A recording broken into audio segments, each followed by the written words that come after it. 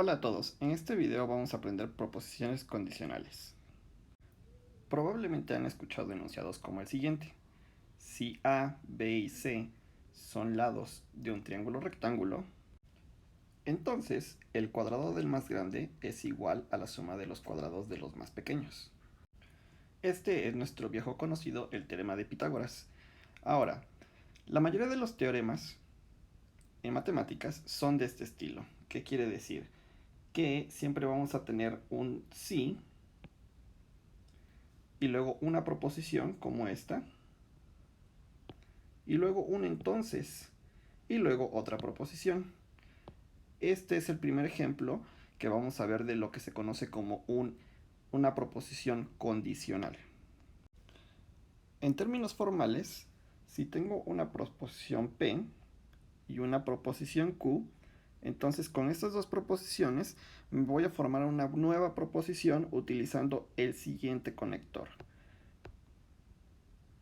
Y esta nueva proposición le voy a llamar P implica Q. O también le voy a llamar si P, entonces Q. A P se le llama el antecedente y a Q el consecuente. Esta proposición va a ser falsa exactamente cuando P es verdadera y Q es falsa.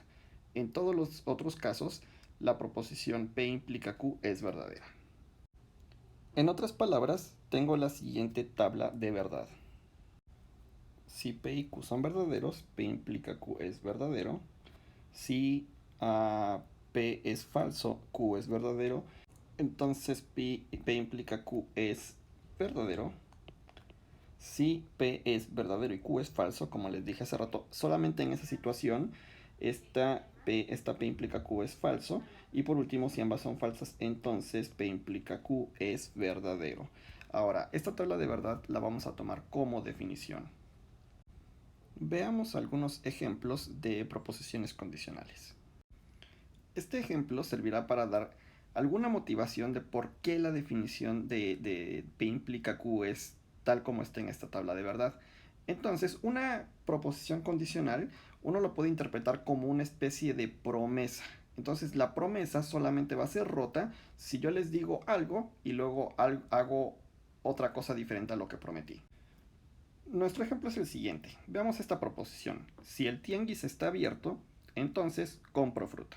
¿Sí? Esa es mi proposición y claramente es una proposición condicional, ¿verdad? Donde mi precedente es el tianguis está abierto y mi consecuente es compro fruta. Veamos qué pasa en cada una de las situaciones de mi tabla de verdad. O sea, sé qué pasa si P es verdadero y Q es verdadero en mi primera situación. O sea, es la que está dada por el primer renglón. Entonces lo que estoy diciendo es, si el tianguis está abierto, compro fruta. Entonces en esta situación el tianguis está abierto y voy y compro la fruta. Entonces estoy cumpliendo mi promesa. En mi segunda situación, o sea, la del segundo renglón, tengo que el tianguis no está abierto, pero aún así compro fruta. Entonces, ¿qué está pasando ahí? Bueno, lo que está pasando es que yo dije, bueno, yo te prometo que si el tianguis está abierto, compro fruta. En esta situación el tianguis no está abierto, o en otras palabras está cerrado, yo aún así compro fruta. Bueno, no estoy rompiendo mi promesa porque yo no prometí absolutamente nada en la situación en la que el tianguis no estuviera abierto. Entonces, como no prometí nada ahí, pues no estoy rompiendo mi promesa. Y la verdad es que eso es muy parecido a lo que pasa en la última línea, en donde también como el tianguis no está abierto y yo no prometí absolutamente nada en esa situación, sigo cumpliendo mi promesa. Y finalmente estoy en la tercera línea. En esta tercera línea, en efecto, ¿verdad? El tianguis está abierto y no compro fruta. Entonces, en efecto, ahí estoy rompiendo mi promesa porque yo te dije, si el tianguis está abierto, compro fruta y sin embargo no estoy haciendo lo que prometí. Por lo tanto, ahí mi proposición condicional completa es falsa. Y es la única situación en la que es falsa, nuevamente por esta situación en la que estoy prometiendo algo y no estoy cumpliendo. El objetivo de mi ejemplo 2 va a ser ilustrar que, a pesar de que el precedente y el consecuente no estén relacionados para nada, siempre y cuando sean proposiciones y sepamos sus valores de verdad, entonces podemos también decir cuál es el valor verdad de verdad de la implicación. Nuestro ejemplo es el siguiente. Si pi es igual a 5, entonces Nueva York es la capital de México. Entonces, en este caso, pi igual a 5 es nuestro precedente y Nueva York es la capital de México, es nuestro consecuente. Lo que está sucediendo aquí es que el precedente claramente es falso, pi no es igual a 5, entonces tenemos que estar en alguna de las situaciones dadas por este o este renglón. Y luego el consecuente es Nueva York es la capital de México y es falso. Así que estamos en la situación de la línea 4 y por lo tanto mi ejemplo, esta proposición es que es verdadera. Va de nuevo porque estamos en la línea número 4 y eso lo que nos dice es que esta proposición condicional es verdadera a pesar de que pues no tenga mucho sentido en un contexto cotidiano. De todas formas, conforme a la definición, es una proposición verdadera. Para nuestro siguiente ejemplo vamos a hacer una pequeña variación y la variación es que, ahora digo si pi es igual a 5, entonces la Ciudad de México es la capital de México. En este caso, lo que tenemos de nuevo es que el precedente es falso, mientras que ahora el consecuente es verdadero. Entonces estoy en esta situación. ¿Sí? Entonces tengo el precedente falso, el consecuente verdadero, y por lo tanto P implica Q es verdadero. Muy bien. Entonces esta proposición es verdadera. Y entonces podemos comenzar a sacar algunas conclusiones acerca de la veracidad de una implicación. Y la primera conclusión que voy a sacar es que, bueno, una vez que yo sé que el consecuente es falso, como en los dos renglones que tengo resaltados, entonces lo que va a suceder es que la implicación siempre es verdadera. ¿Ya vieron? O sea, si el precedente ya es falso, ya no me tengo que preocupar siquiera por mirar al consecuente e inmediatamente sé que mi implicación tiene que ser verdadera. Ahora nuestro ejemplo 4. En el ejemplo 4 tenemos, si vivo en la Tierra, entonces 6 es mayor que 8. Bueno, nuevamente tenemos nuestro precedente, tenemos nuestro consecuente. En este caso el precedente es vivo en la Tierra, es verdadero. Entonces tengo que estar en alguna de estas dos situaciones. Finalmente, el consecuente es 6 es mayor que 8, que es falso. Entonces estoy exactamente en esta situación y por lo tanto mi proposición del ejemplo 4, esta proposición es falsa. Vamos a terminar este video con unas definiciones. Si tengo la proposición P implica Q, entonces a la proposición Q implica P le voy a llamar la conversa. Y a la proposición no Q implica no P le voy a llamar la contrapositiva. Por ejemplo, si tengo la proposición si pi es un entero, entonces 14 es par, entonces la conversa ¿cuál es? Primero identifico mi precedente y luego mi consecuente, así que la conversa sería la siguiente proposición. Si 14 es par, entonces pi es un entero, ¿verdad? O sea, lo único que hice fue cambiar el antecedente con el consecuente. Y por otro lado, la contrapositiva es la siguiente proposición.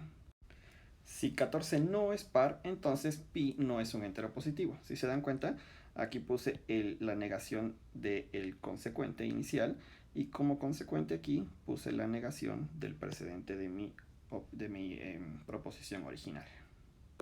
Ahora veamos rápidamente cuáles son los valores de verdad de cada una de estas proposiciones.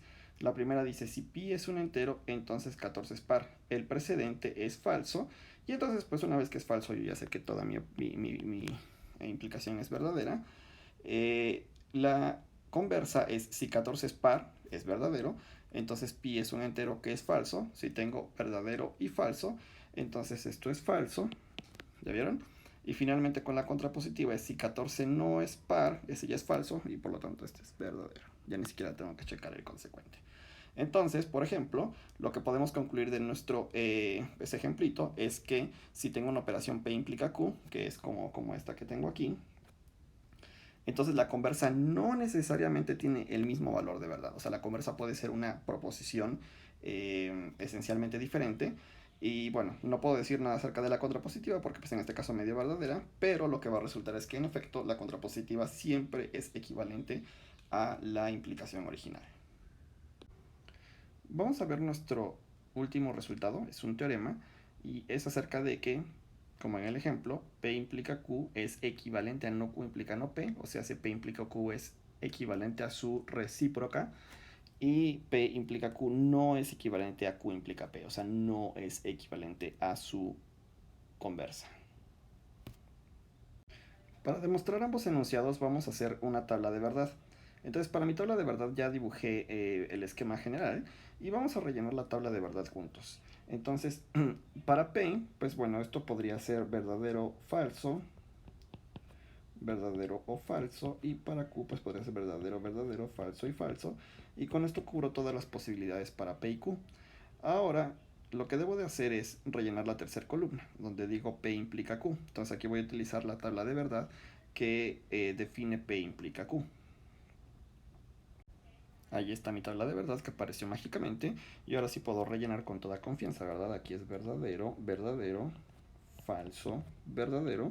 Y ahora tengo que negar a P. Entonces, si pues nada más reflejo los valores en la primera columna y entonces me queda falso, verdadero, falso, verdadero.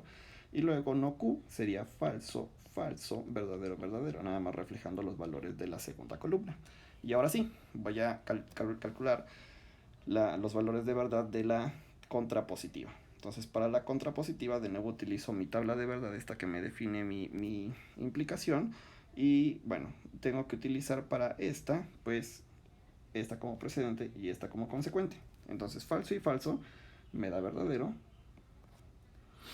Falso y verdadero me da, así como en esta columna, me da verdadero. Verdadero y falso es la que me da falso. Y finalmente, verdadero y verdadero me da verdadero. Ahora la conversa, para eso tengo que utilizar Q como precedente y P como consecuente. Y entonces lo que tengo es verdadero y verdadero es verdadero. Tengo verdadero y falso, este es falso. Y bueno, los otros falsos son, como el precedente es falso, la implicación es verdadero y verdadero. Y ahora lo único que tengo que notar es que, pues bueno, lo que quería ver es en el inciso A es que P implica Q es equivalente a esta. Y ya vieron, las dos columnas son idénticas y por lo tanto las proposiciones son equivalentes. Finalmente, para el inciso B, lo único que tengo que checar es que mi columna correspondiente a P implica Q y la de Q implica P no son iguales. Y en efecto no son iguales porque si se dan cuenta, difieren justamente en la segunda y la tercera línea. Me basta con que difieran en una sola, por ejemplo, en la segunda línea, porque en este caso aquí B es verdad, perdón, P implica Q es verdadero y aquí Q implica P es falso. Por lo tanto, las dos proposiciones no son equivalentes y así queda demostrado mi teorema. Nos vemos en el siguiente video.